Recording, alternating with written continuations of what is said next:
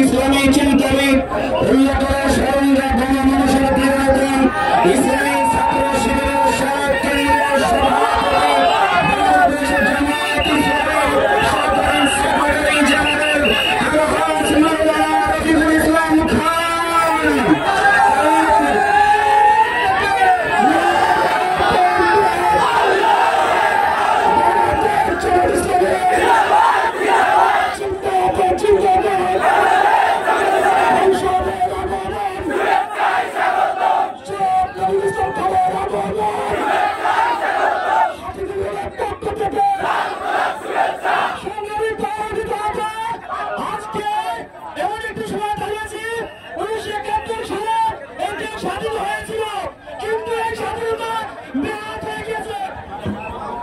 উপস্থিতি এই পর্যায়ে আমাদের সামনে বক্তব্য নিয়ে আসছেন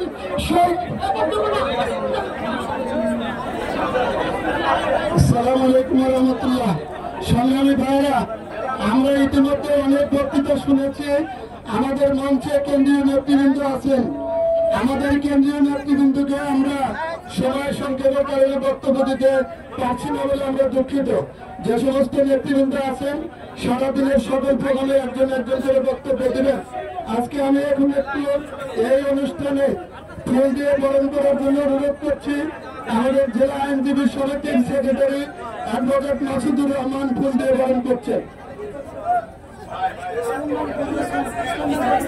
ইসলামী ব্যাংক বগুড়া জোনের পক্ষ থেকে ফুল দিয়ে বরণ করার জন্য অনুরোধ করছি। যারা ফুল দিবেন ফুল দিয়ে মঞ্চ থেকে নেমে যাবেন। ইসলামী ব্যাংক বগুড়া জোনের পক্ষ থেকে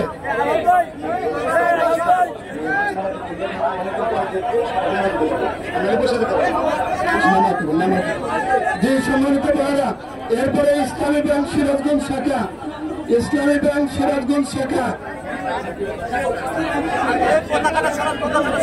চলন বিল থেকে ডাক্তার আব্দুল সত্তার ভাই,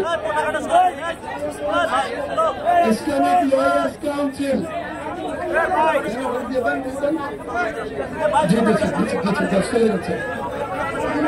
ইউনিয়নের পক্ষ থেকে ইউনিয়নের আমির এবং সেক্রেটারি যারা যে ফুলগুলো এনেছেন